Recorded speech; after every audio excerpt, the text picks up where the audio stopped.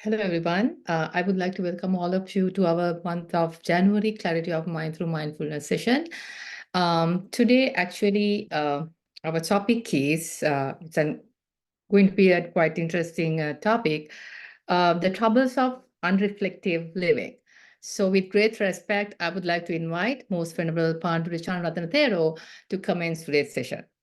Thero Sarnai Bante. Yeah, Thero Sarnai, hope you can hear me. Yes, we can hear you, Bante. Okay, fine.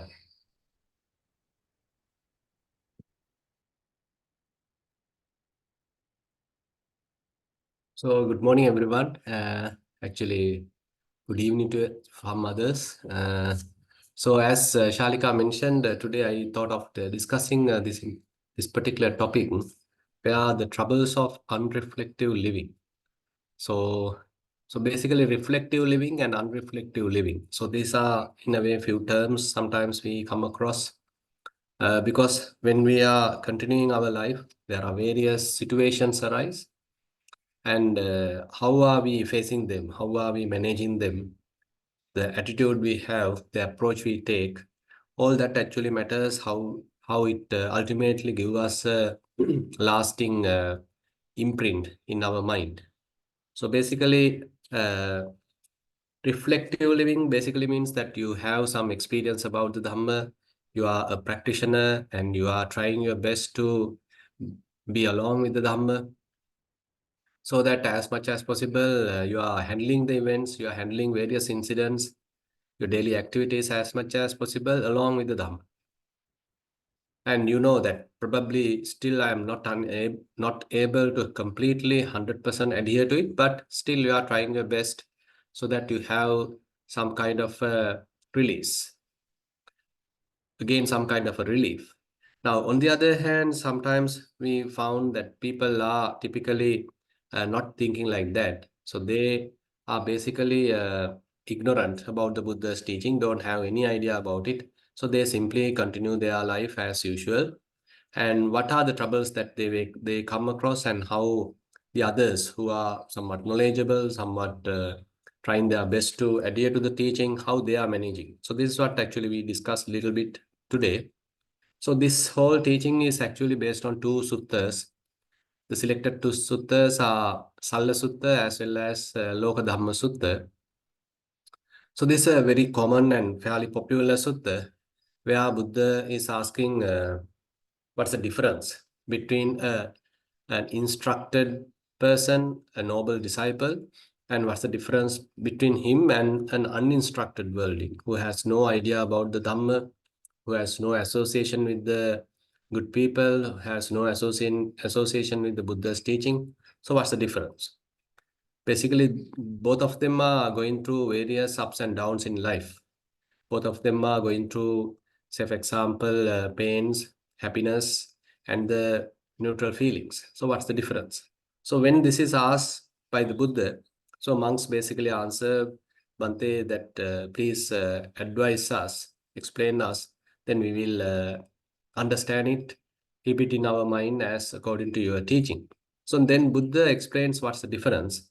So there are the important thing highlighted here is that whenever he go through that, the uninstructed person, non-practitioner, going through a painful feeling, he grieves, sorrows, laments, and he weeps, beating his breast, and becomes distraught. Now, this is something that we all can see. Nowadays, there are various situations in the world, maybe in the country, and we are going through various ups and downs, and sometimes certain calamities, certain difficult situations, and how people are reacting. So you can see how much they were disturbed, how much they are crying and lamenting, and all that we can see when someone they loved passed away, then they meet with an accident, they come across a terminal illness. So likewise, there are these kind of very difficult situations that people go through, and once such happen, so how they are reacting to that situation, uh, that we can understand. And basically, the important thing highlighted here is that he feels two feelings. Suppose that he went through kind of a sickness or met with an accident, and so that his one of the body parts is maybe damaged. little bit of a troublesome situation, but how he adds another uh, painful feeling onto that. So that is the important thing that we need to understand. So on top of this bodily pain, so we are constantly adding mental pain. So that is where actually we go wrong. We are adding it, but this typical person has no regard thinking like that. They simply add that automatically. Whenever he go through some suffering situation, that he immediately starts that why this happens to me, why poor me, always I'm the one suffering, why this is happening to me, the whole life is really a trouble, or say a kind of miserable situation. So likewise they start lamenting, they start worrying, sorrow, having kind of a sorrowful thoughts. So this is something that they are adding. So this mental pain is even more prominent than the bodily pain. So here Buddha is giving a interesting simile. So suppose there was a man strike with the dart.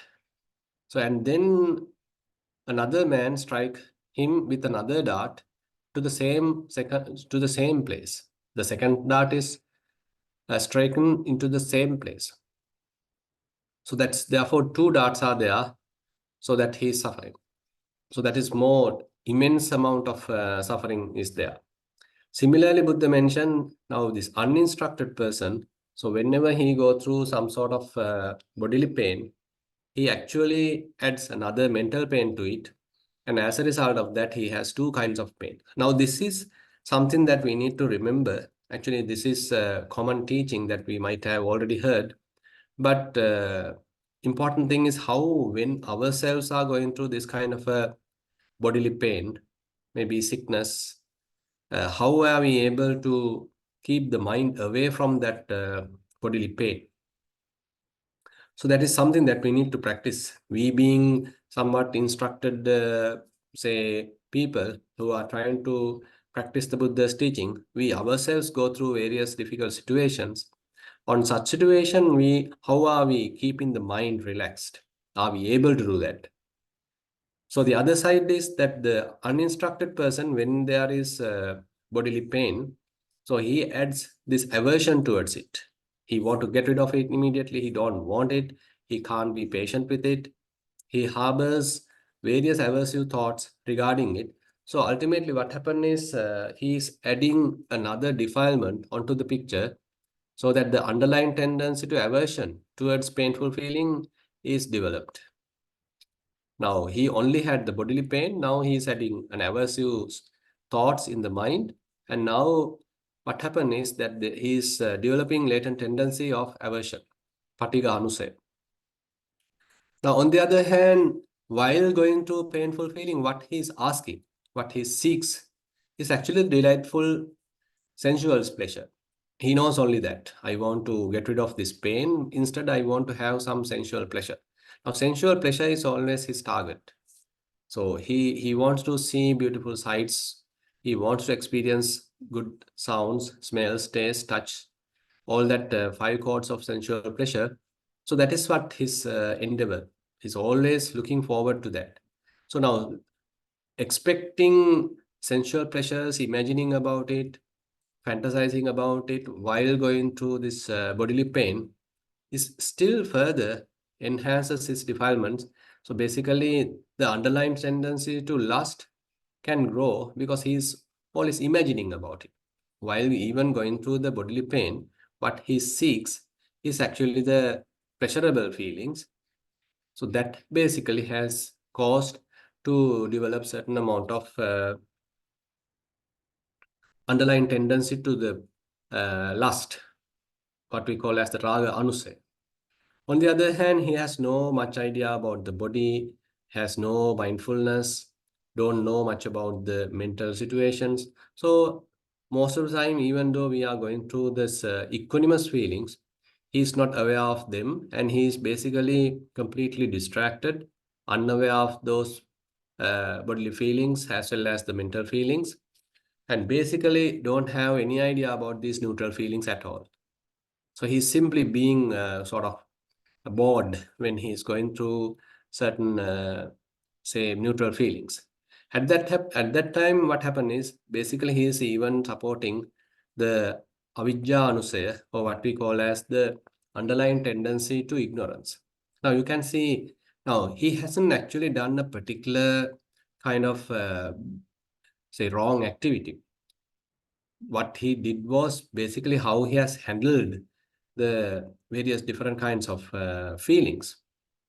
When he is even handling those different kinds of feelings, unfortunately, there's a potential to develop certain defilements.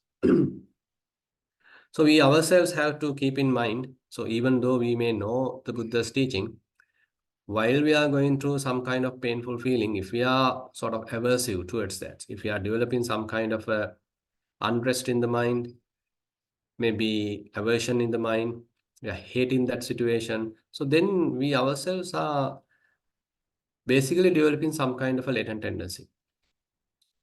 On the other hand, if we are yearning for sensual pleasures while we are going through the painful feeling, so that is where again we are promoting the lustful tendency in the mind. And always we have to be mindful. Otherwise, what happens is even when we are going through some pain, neutral feeling, we can be quite ignorant. So even in the instructed noble disciple, so at that level, one has to maintain fair amount of mindfulness. And while going through some painful feeling, instead of looking forward for sensual pleasures, can we be a little patient with the bodily pain? And the most important advantage, actually, as a practitioner, one may have is the kind of an alternative he has. The uninstructed person only knows about the sensual pleasure as the only option. But the instructed disciple, so basically Buddha's disciple who has some practice, if he is able to maintain a mind which is free from any kind of an attachment, so that situation can become kind of a solace, kind of a refuge for every time. Suppose that you are going through some bodily pain, how about keeping your mind unattached? So without having any kind of an inner aversion, how about keeping the mind unattached? So this comes as another part of this sutta, where Buddha mentioned that uninstructed person, whenever he is going through a pleasant feeling, he basically feels it while attached because he wants it, he loves it, he likes it because it's a pleasurable feeling. On the other hand, even in the painful feeling, he becomes someone, I am the one suffering, I am the one suffering. Why this suffering happened to me? So always he kind of identify with the painful feeling. So that itself is showing its attached nature. So he has basically suffered because he strongly adhere, strongly hold, and he strongly identify with that the painful feeling. So even that is very much attached. That is another side we can see in the picture. Further, Buddha mentioned even he going through neither painful nor pleasant feeling, the neutral feelings, he feels it attached. So this attachment plays a big role where he doesn't know how to step back and look any kind of a feeling. So various feelings are there, he don't know how to step back and watch it. So basically, so this is the training that we are going through in the Satipatthana, in the mindfulness practice. So how are we going to experience something step back? Suppose there's in-breath going on, so how are you looking at the in-breath? How out-breath is going on, say how are you looking at out-breath? So this is a kind of a training that we have to continue. So that the experience is there, but we are not adhere to it. We are not too much attached to it. We are not involved with it. Rather, we are able to watch it objectively. So looking at something objectively is very, very critical. So that is the practice actually help us to detach from certain experience and go through it. It is not that we are not aware of the feelings or we are completely ignorant about it. We may be aware, but the advantage would be that our minds should be trained so that we are watching it with a detached mindset. Now there's another interesting sutta in the same thing is called Dutiya Lokadhamma Sutta. Actually, there are several Lokadhamma Suttas talking about the 8 vicissitudes of the world situation. Now, this is inevitable to everyone. not only to ourselves, even to the Arahants, to the Buddha. So these vicissitudes are inevitable. So these are not very much known to us. So basically, 8 conditions: gain and loss, fame and disrepute, praise and blame, pleasure and pain. So there are 4 good sides and there are 4 unfavorable sides. Gain, fame, praise, pleasure. So these are something that we always looking forward. We like to have. On the other hand, loss, ill fame or uh, disrepute, blame, pain, and these are the ones actually we want to get rid of. But unfortunately, we are continuously going through this. It is not possible to completely stop it. There is no person who has gone through the life completely continuing gains or completely continuing with the fame, praise, or pleasure. On the other hand, there are no person even that he is completely losing or going to distress, distress, disrepute or blame or pain. Rather, it's a kind of mixture that we are experiencing in this human realm. So human realm is quite known with respect to this fact. But on the other hand, there are, say, according to the teaching, there are hell realms. They are utterly miserable, where the situation is this, the always the pain, always kind of a suffering. On the other hand, there are other heavenly realms that the majority of the time they may be experiencing the pleasurable feelings. But the human realm is quite known with respect to the fact that we are going through this mixture of all this. So this is inevitable.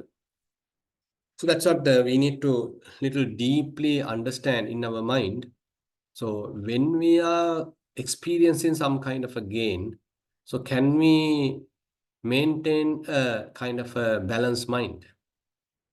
When we are going through some kind of a fame, is it possible to maintain a balanced mind? When we are going through praise, can we maintain a balanced mind? And when we are going through pleasure, can we maintain a balanced mind? We may be trying to the opposite side, not to sort of disrupt ourselves, not to disturb ourselves when we are losing something. But even when we are gaining something, during the positive side, can we keep the mind without too much elation? So this is something that discussed in this sutta. Now, a person who is uninstructed, who has no much idea about the teaching, who has no practice, how he is going through this situation. Now, according to the Buddha, here he is explaining that assume that he is going through a gain. He does not reflect on it. Thus, this gain that has come to me is impermanent, bound up with suffering, subject to change. He has no idea about its impermanence. Rather than that, he is completely indulging in it, and basically he is so happy about it because it's a gain, and he is elated about it. So that's the situation. And how this situation could change, he has no idea. He don't even expect it.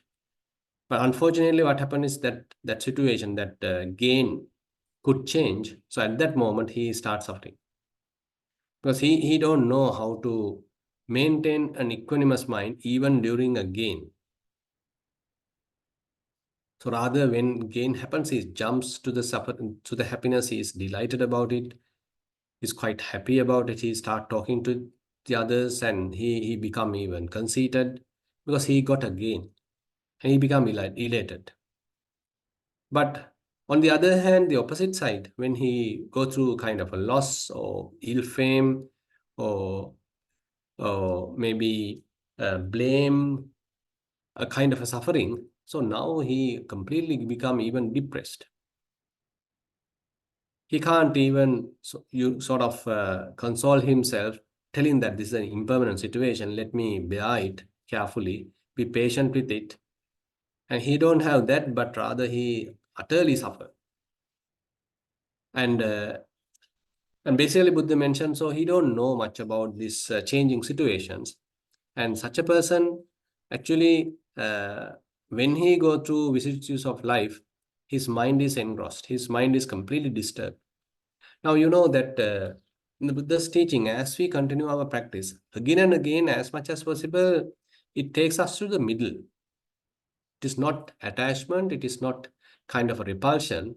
Rather, how to maintain a balanced mind without attaching, without being repulsed. And where to maintain the mind. Now, that there is no place, by the way. Rather, through the practice, one is trying to maintain the mind detached, unattached, and without a particular place. So that's the important thing. Say, for example, you are practicing Anapanasati, and there could be a situation, say, your mind is so uh, close with the breath and so synchronized with the breath, and you may be quite happy, it's very peaceful, but still kind of a happiness is there where certain amount of attachment is also could be there. So there's a kind of an object. But on the other hand, if you are able to maintain a mind even without an object, where there is no object at all, and the mind is completely released, completely unattached, unassociated, these are kind of points that we should be look forward. So where the Buddha's teaching is taking us, it is not that always that we are trying to maintain a equanimous mind with utterly using our willpower. So willpower is one possibility where you are trying to be patient, always trying to maintain a neutral mind using your willpower. You are trying to convince yourself, okay, these things may change, so you better maintain your mind in the middle. So you can theoretically understand, and you may try to maintain your mind in the middle using your willpower. But that is not the whole solution. Rather, when one is going through some practice, vipassana practice, so it will recognize us to another situation. So that's a kind of an alternative solution the practitioner may start experiencing. That is where you are finding a kind of a refuge with no object. Now, typically assume that you are practicing dhatu manasikara, elements meditation.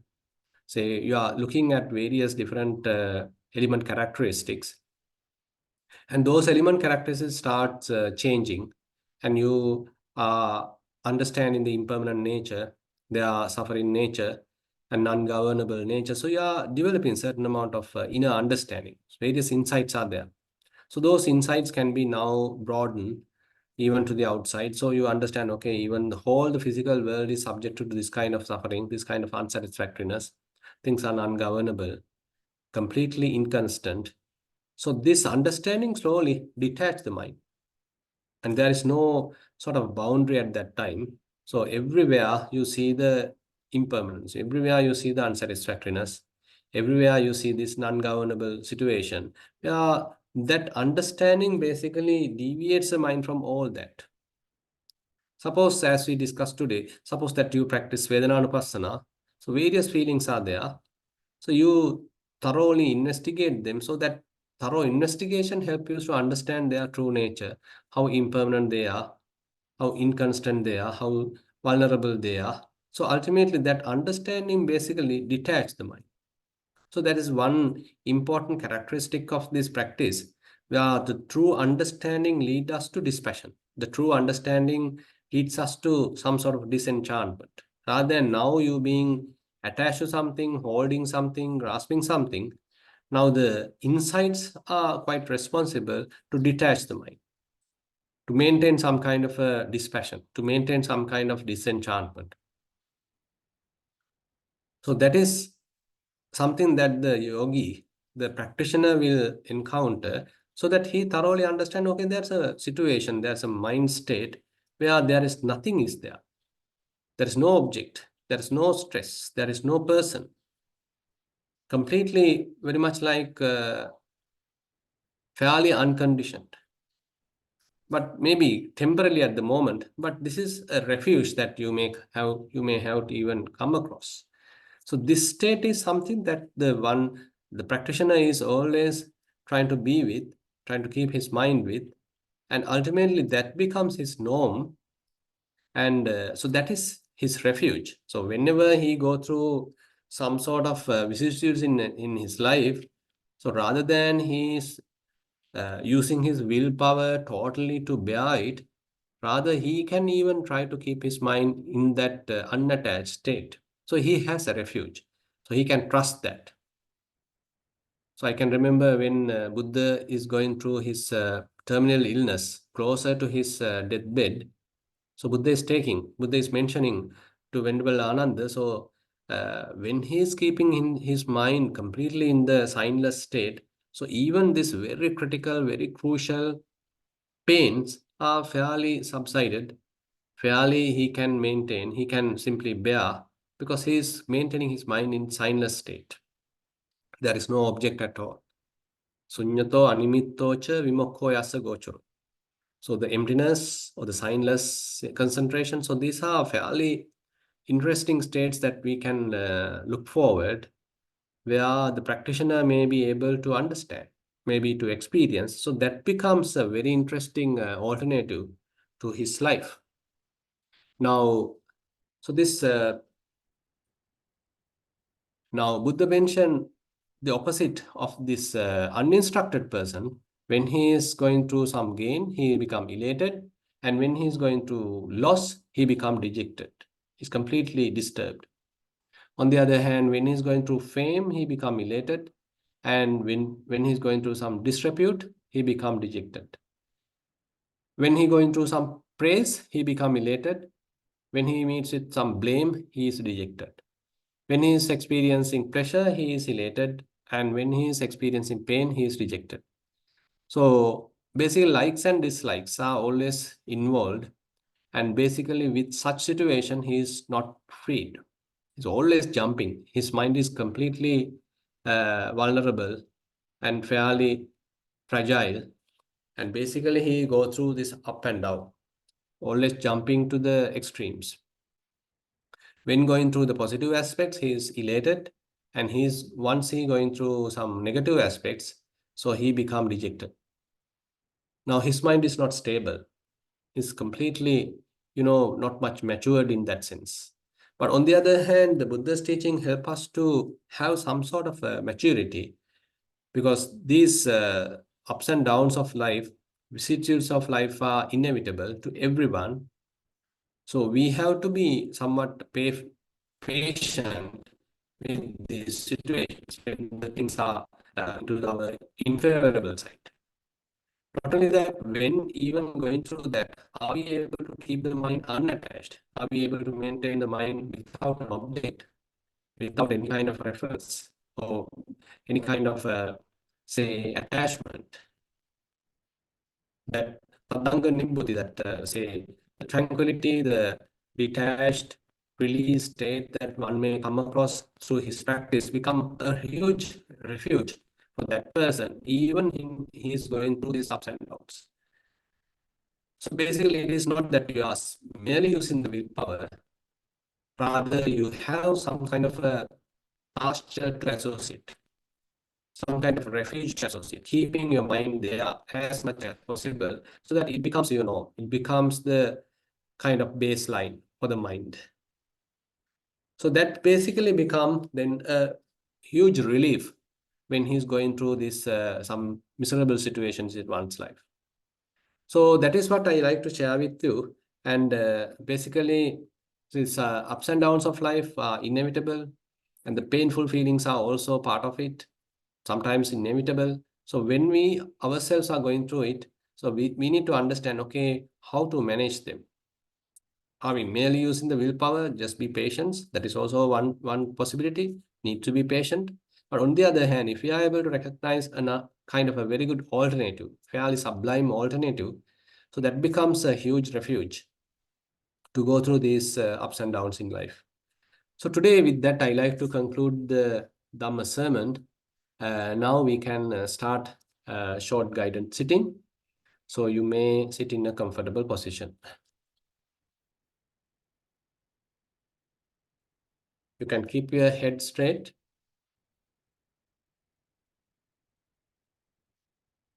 shoulders in a relaxed position.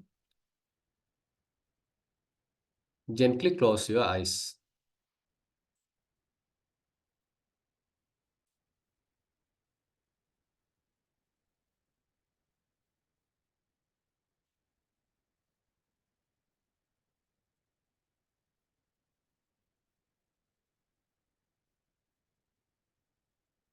Relax yourself. So we are not going to do a very difficult task. Rather, here we are trying to enjoy each and every moment.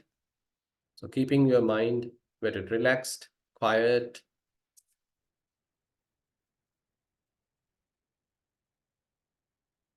and try to be with the breath now.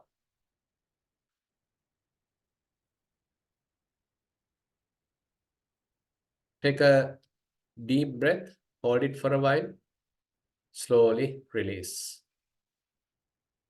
So our head straight, neck straight, shoulders in a relaxed position, hands may be resting on our lap, upper half of the body straight, legs are resting, there is no any tension. So we are comfortably sitting.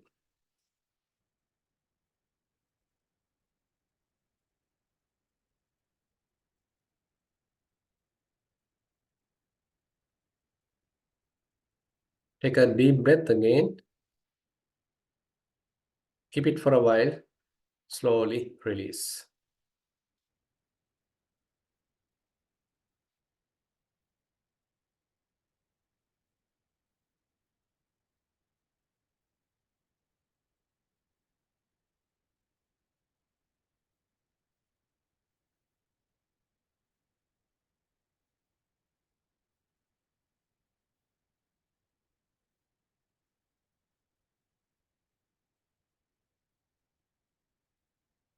See whether you can recognize these subtle sensations in your body. Eyes are gently closed, there could be a subtle sensation there. Lips are gently touching, very soft sensation could be there. And keep the jaws released without tightly coupled, and so that your overall face feel relaxed. There is no tension in your face.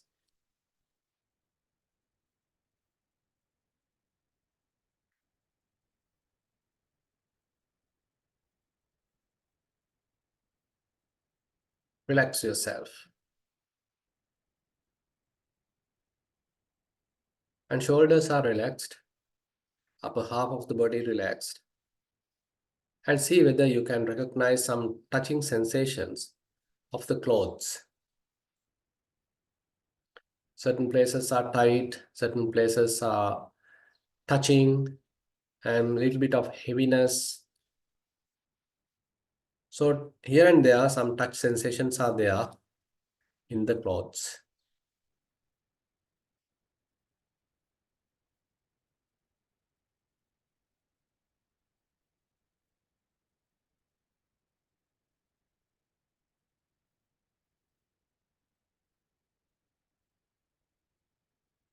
So strategically, we are trying to maintain the body awareness, improve body awareness.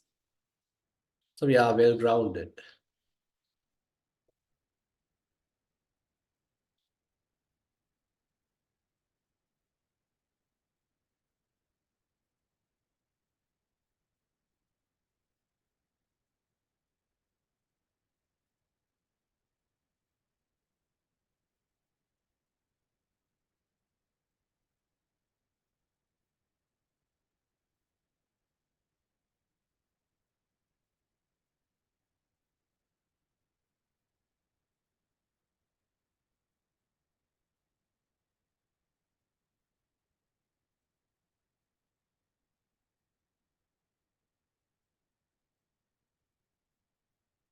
And as we move a little down, probably we can recognize heart vibration or rising and falling of the abdomen.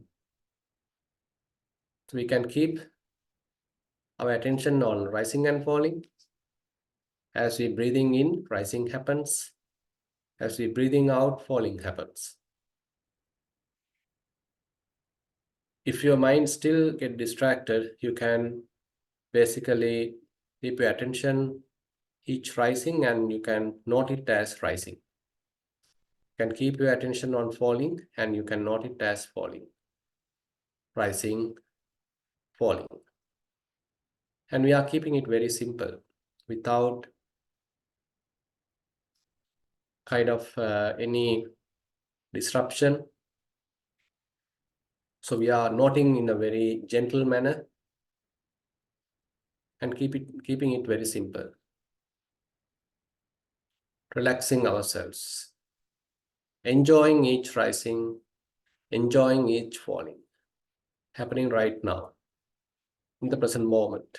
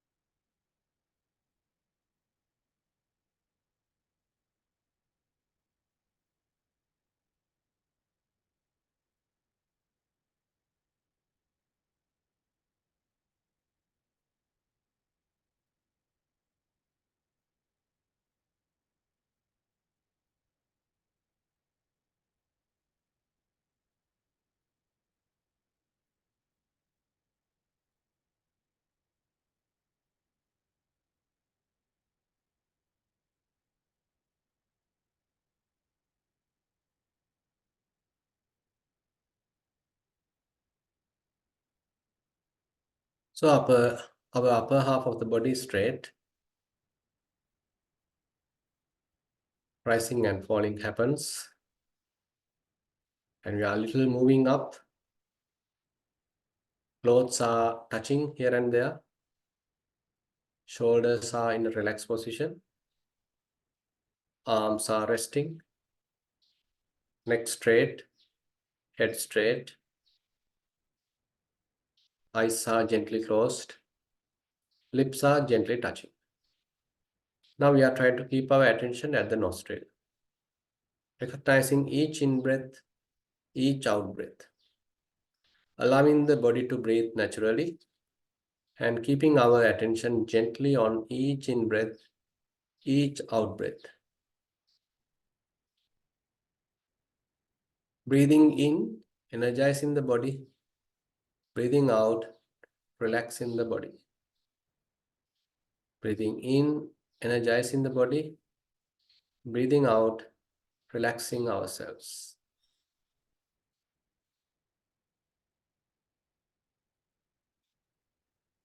Being happy, content with each in breath, each out breath.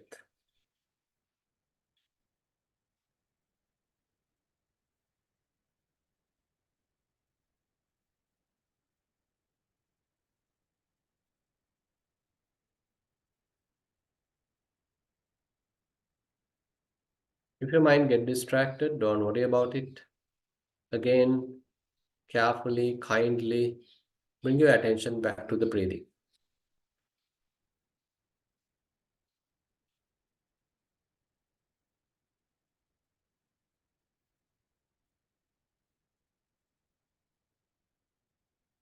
Allow the body to breathe naturally. Relax yourself and balance your effort. Don't put too much effort. Don't become heedless. Keep your attention gently, mindfully, joyfully onto each breath. Enjoy it.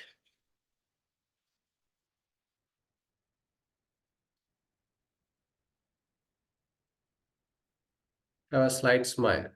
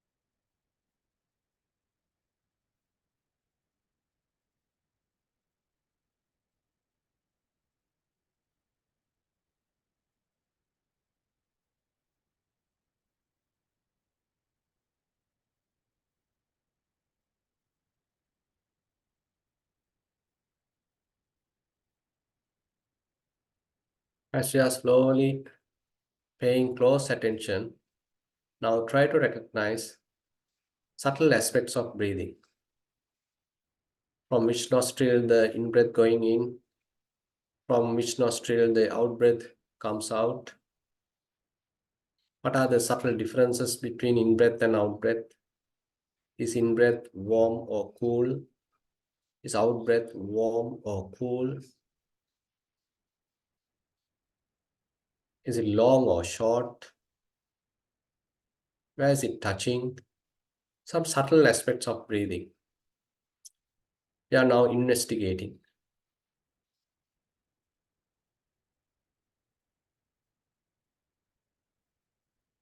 Once fair amount of mindfulness, clear comprehension is available, you can shift to your typical meditation object. It would be Anapanasati itself.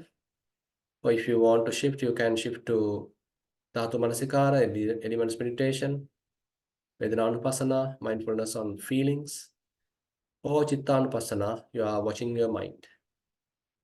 And sometimes, if you are capable, keep the mind completely released without any object, completely open, very relaxed, maintaining its stillness.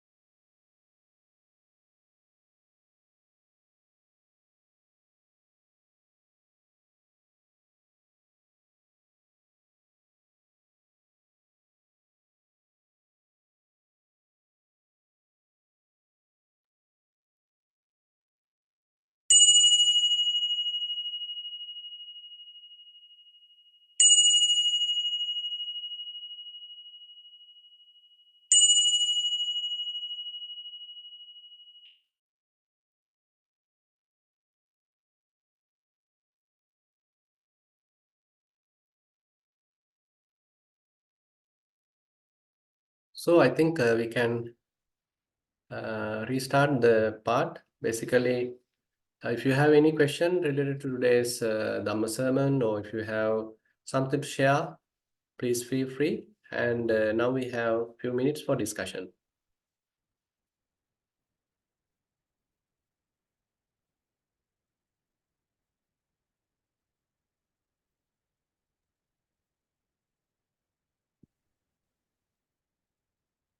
I'd like to invite Kumudini.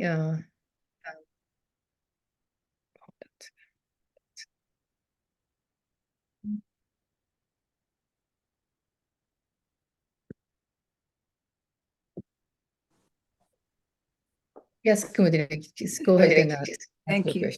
question. There was Bante. Today also I have a question unrelated to today's Dhamma sermon. Is it okay? Okay.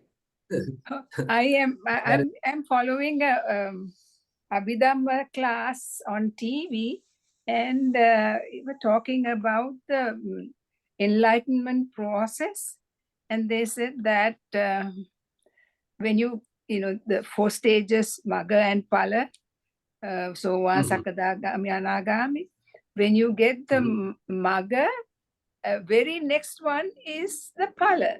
Is that correct? Oh, this is actually the Abhidhamma teachings, as you said. Yes. So, but in the with respect to the Sutta teachings, so as per the early Buddhist teachings, I think there's a little difference here. And if you follow, yeah, so if you follow certain, say, Thai tradition teachers, and they also admit that basically the Magga is the path that one is developing, and with time, as he's maturing, he is reaching the Phala, the result. Then he may be able to dwell in the result. So development happens at the Magga level, at the path level, and depends on how quickly, well, or how the progress happens, and ultimately you come across this Phala, where now you may be able to jump to the Phala, jump to the result quickly. So it is not correct that first thought process, it's one thought process, turns you into a Arya, and then immediately, no, Magga is achieved, and the next thought process makes you Pala. Is that not, you're saying it's not correct? No, actually, I can't say. The thing is, I can't simply say not correct. So this is a kind of a logic way of they are, trying to interpret the teaching. And so basically, we can't say the Abhidhamma is completely not related or Abhidhamma is not correct. Rather, I would like to say, practically when we are going through the path, so the Sutta teachings are fairly practical. So, the Sutta Pitaka, the early Buddhist teachings are fairly practical, and I feel as practitioners we have to give more prominence to that, because those are the areas that one has gone through certain situations, come across Buddha's teaching, and many different paths are explained in many different ways. And now he's practicing, and now he's achieving the path, achieving the goal.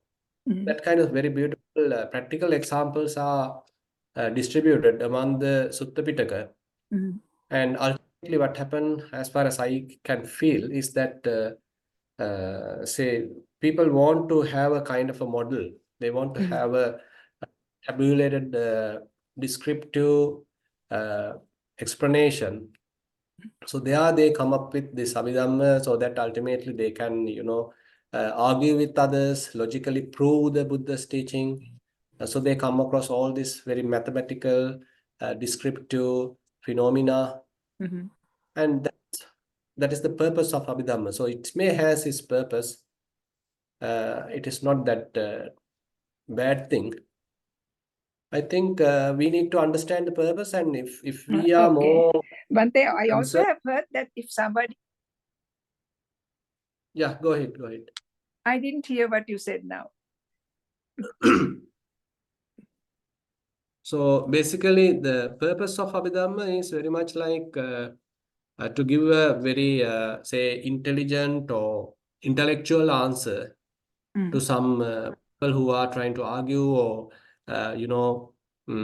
theoretically disprove the teaching. So there we have a very theoretical answer, tabulated, well descriptive, and everything is well balanced, balanced in the sense everything formulated. So that's that kind of a thing. Right. I have also heard that if you achieve Magga in this lifetime or whatever the lifetime, you reach Phala in the same lifetime. Is that correct? Yeah, that is also something I also have heard. As per the suttas, I mean, if you are continuing the path, so there's a higher possibility, probability, you may reach the Phala within this life. Okay. Thank you, Bhante. I just wanted to find out from you because I was sort of a little bit, so I didn't think that was the case. Anyway, thank you so much. Thero Sarnai, Right. Bhante. Yeah, everyone's online. Thank you, Bhante. Now I'd like to invite Dhananjay to present his question. Thero Sarnai, much merits to everyone. You can hear me, Salika? Yes, I can hear you. Right. Sorry. Bhante, it was the external microphone I have to switch on. I think last time I regret everyone that I disturbed the whole situation. This is experienced yesterday, Bhante, because yesterday there was this discussion where this 58-year-old father who was hale and hearty until his death. He went for a OBT training and then he came home. He was very tired. The following day he went to a exhibition. Then on his own he felt that something is wrong himself, and then he got admitted to hospital, and about 15 minutes he passed away.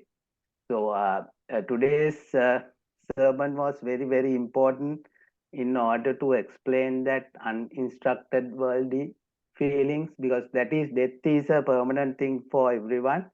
So he actually, one of his daughters was sitting for exam, and they didn't tell her until the exam was over. But if he can really practice Buddha's teaching, I think we shouldn't be so much of sorrow. And my question, Bhante, is now we say dukkha and domanassa.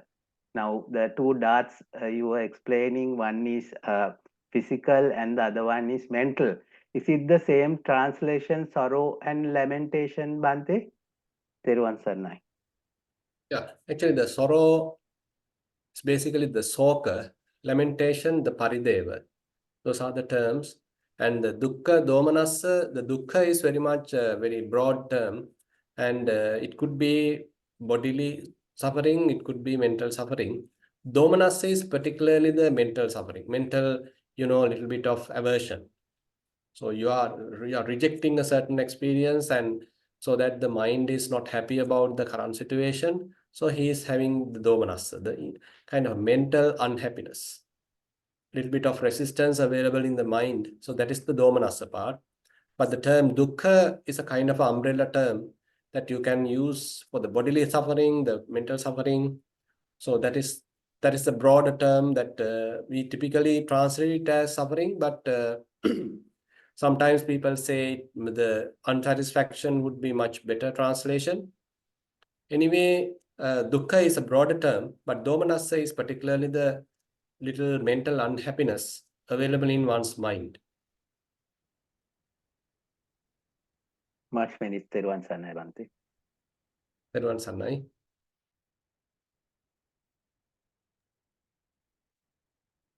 Bhante?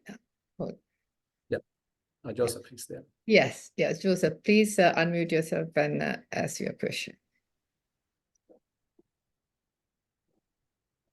Thank you. Thank you, Shalika. Thank you, Bhante. Question I have is related. I've been teaching at a university in Canada, and they're now doing mindfulness classes and sort of mindfulness training, but it's very different than what we're doing here. For example, they never mention the Buddha. They may say mindfulness originally comes from Buddhist origins, but that would be the last time we would ever hear about it. And it's all, for example, what we're talking about here today, this unattached state as the refuge to cultivate the dispassion that's hardly really spoken about. So in a way, I'm finding myself a little discouraged taking these courses. You know, they're offering courses now for teachers who want to teach mindfulness in the classroom. And I can see that there's some benefit. I've been trying to do it a little bit with some of my students. And some of the concerns, for example, that here in the West, when they're teaching mindfulness that they have, is that some students might react, have a sort of a negative reaction when they do mindfulness of breathing. For example, some students, rather than relaxing, they might find that they get really actually agitated, or, you know, I did just a couple of days ago, I did a very simple one. I said, you know, bring your attention to your fingertips, just like that, you know, for a few minutes. And then I asked the students, how did you feel? And a number of them said, well, it really, it freaked me out. You know, I found it really, really uncomfortable. And so, you know, yeah, so it's, I'm finding myself a little discouraged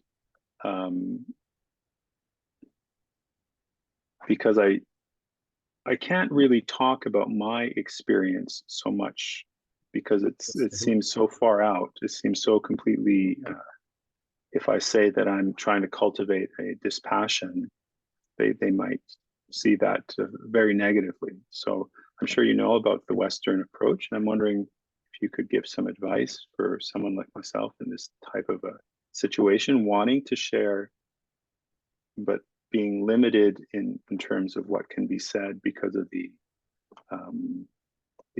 allergy to religion. Yeah. So you are quite correct, Joseph. Actually, as you know, if we consider the Buddha's teaching, so where Buddha is giving a complete solution, it is not a very temporary, say, mundane kind of a solution that he is giving. Rather, he is giving a broader solution to the Satipatthana. So there are 3 stages he particularly mentioned in the Satipatthana. The first stage is mere establishment of mindfulness, what we call as a Satipatthana. The second stage, second stage is the mindfulness practice, the meditation of mindfulness, where you are thoroughly investigating various phenomena and trying to understand their true nature. So that is the vipassana part, which is fairly developing the insights. So that's a deeper practice that again takes fair amount of time. And in order to do that, you need a fair amount of, say, established mindfulness, fairly successful established mindfulness, and again have to balance the effort. And now you need to start investigating phenomena. Now that investigation part is there, the wisdom part is there. So that is the one ultimately giving us a solution, or rather kind of a result, where our mind starts letting go of things, detached with things, because it has understood the true nature of things as a result of thorough investigation. So the thorough investigation is not mere, say, not through kind of books or, you know, kind of thinking based on, but rather you are maintaining a very balanced mind, equanimous mind, a very mindful, but still have this reflective ability, investigative quality in the mind, so that you are able to understand it carefully, and that leads to the dispassion and kind of relinquishment. And ultimately, the third stage is where the development of the Noble Eightfold Path, Satipatthana Bhavana Gaminincha Patipada, where Buddha mentioned, okay, now even though you have come across this refuge, even though you have come across this unattached, fairly, you know, relaxed unburdened, say objectless, kind of a very open awareness, but you can't maintain it for a long time. But you need to make it abundant. So try to make it your norm, your home. So now you need a complete patipada, complete practice, a fairly comprehensive practice in order to cultivate this state. So that is where Buddha mentioned, okay, now only you have properly arrived the path.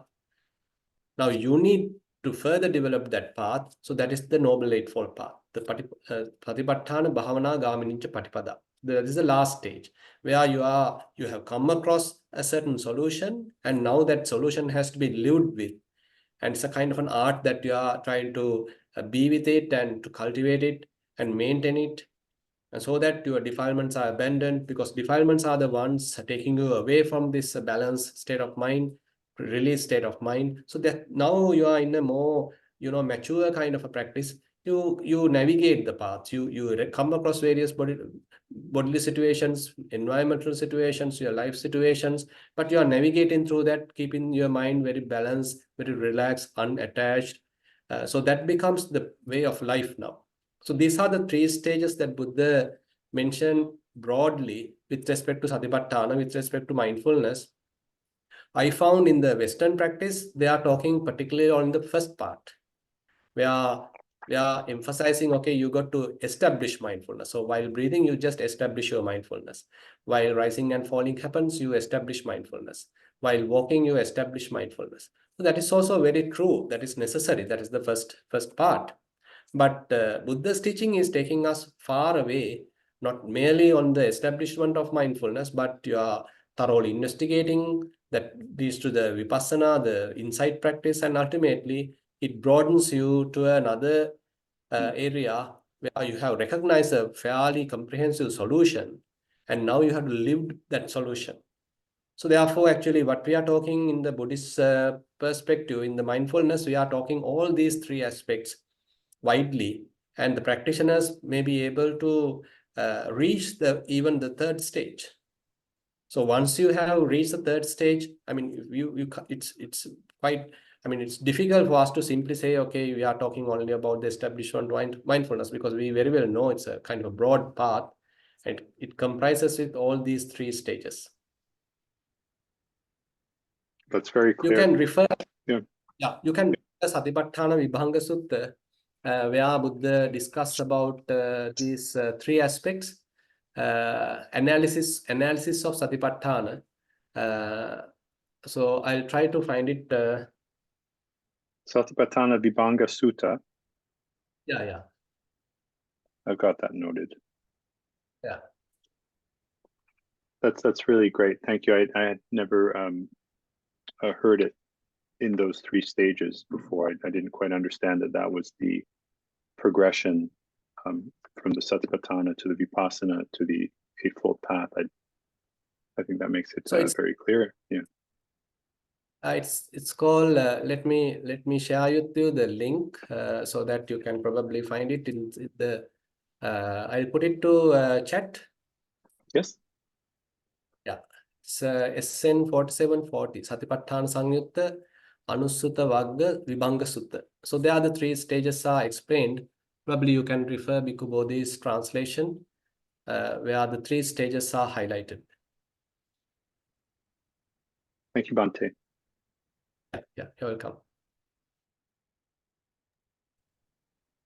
Dhananjay, do you like to ask your next question?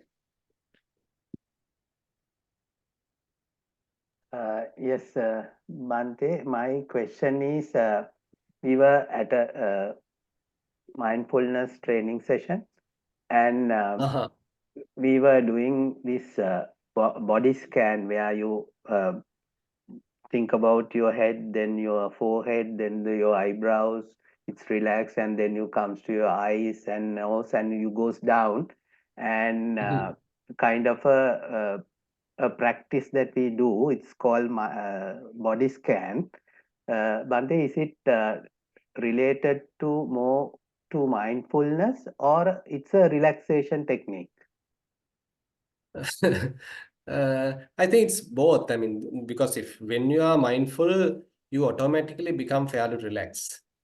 So therefore, we can't separate them. So what most of the mindfulness practices are quite relaxing because it is grounding yourself, and you detach from all the, say, distractions, and the thinking about the past, thinking about the future is also not present now. So likewise, most of the mindfulness practices are quite relaxing. So therefore, we can't say it is entirely a relaxation method.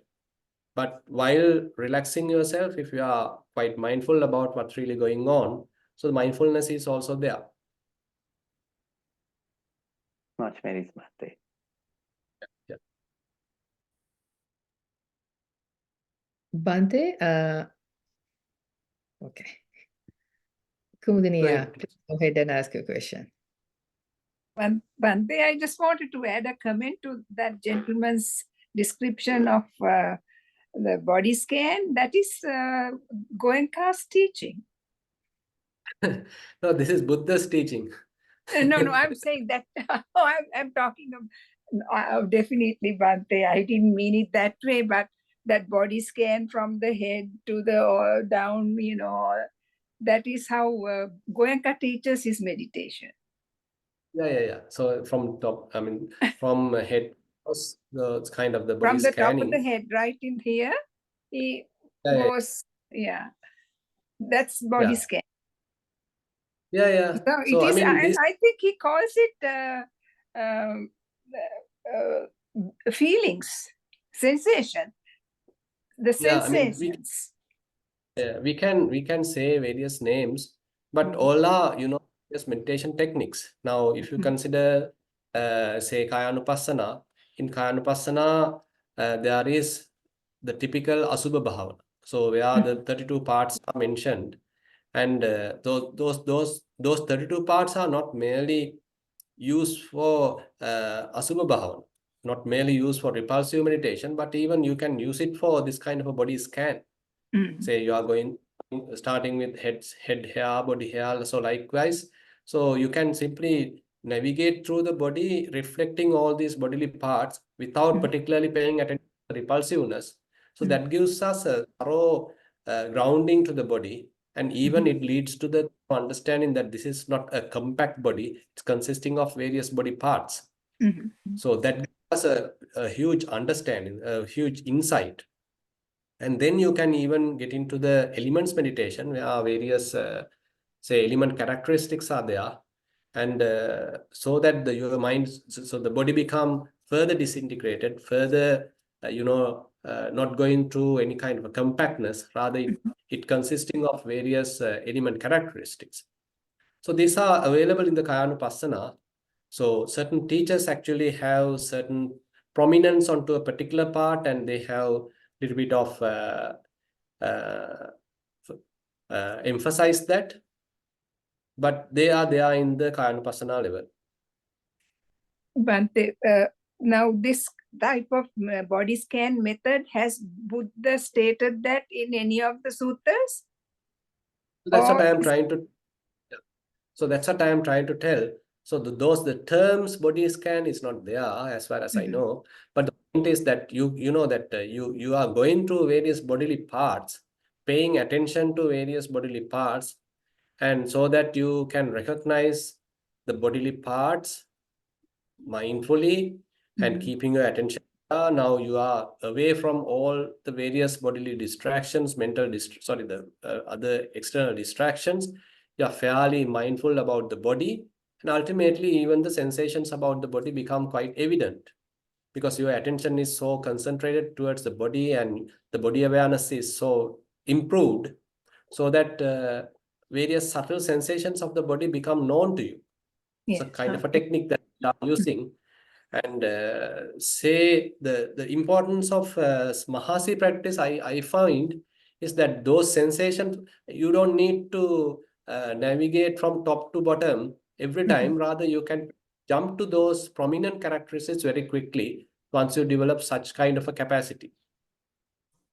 So you know that.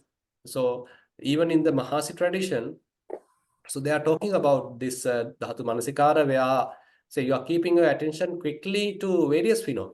various bodily phenomena, various bodily sensations, say elements, characteristics, but trying to keep the attention on the most prominent one. Not compulsory to go from the top to bottom, but you are keeping your attention in a kind of an overview and then quickly locating your attention to different phenomena very quickly. So every time, so you are say mindful, you are investigating all these bodily phenomena, but you are not confined or you are not restricted to go from top to bottom. You can locate your attention anywhere, wherever you like, because you have that capacity. Whatever emerges at the time, you pay attention to that. Thank you, Bhante. Exactly. Thank you. So that is a beautiful skill that one may be developing using the walking meditation. Say at one time you are keeping your attention on the right foot, at next time you are keeping your attention on the left foot. So you are developing such kind of a skill. So various phenomena are arising at different places, but you are quite ready and capable to keep your attention here and there very quickly. So, and even not only keeping your attention, even you are capable of investigating those phenomena. So that skill being developed using the walking meditation, and that is being heavily used in the Kayanupassana, Vedananupassana, particularly, so that wherever the feelings are arising, wherever the sensations are arising, wherever the element characteristics are available, and you can quickly locate your attention and start investigating. Thank you, Bhante. Thero Saranai. Shalika, I hope we can conclude today's Yeah, session. that's what I thought. I have a question, Bhante, I will ask next time. Okay, I mean, we can spend 1 minute if you want. Just a quick question. I don't know whether it's going to take time. You said you mentioned that when there's like a pleasant, neither pleasant nor unpleasant feelings arise, and someone can get attached to that. So can you please explain? Because my understanding is someone actually, because of that, create an kind of aversion because of the boredom, and because they want to get looking for an excitement, because that is what my understanding. So can you please explain? Yeah, so particularly now, say for example, in the say fourth jhana, so where thoroughly a person is attaining that, and it's a very refined state of mind and fairly based on this equanimity, and one can even attach to that. So right now what happened is, say we are very much say excited about the pleasurable feelings and unhappy about the sorrowful feelings, and therefore, and we are not much aware of the the neutral feelings. So that's why we feel bored about them. But later, as one is continuing one's practice, so further and further his association with neutral feelings become quite evident, and he can be with neutral feelings without feeling bored. And if it is fairly heightened, like in this say fourth jhana, your mind is completely in the neutral feelings, fairly neutralized, and no agitation at all, and he finds it as a very mature way of living without jumping to any of the the ripples of the mind, and probably he can even attach to that. So therefore, this neutral state of mind is a very fairly a good state, by the way, but can become a state of attachment either. So, but the Buddha's teaching basically help us to even look at that objectively. You don't get completely absorbed to that neutral feeling. Come out of that and see the vulnerability, see the ups and downs. It's a kind of a subtle kind of a practice, and as one is continuing one's practice, if there's a possibility of attaching to these neutral feelings, so that's what the Buddha is trying to. Not only that, I mean, basically that is one area Buddha is trying to say emphasize. So no need to attach to even a neutral feeling. Thank you, Bhante. Thero Saranai. Thero Saranai, Bhante. Thero Saranai.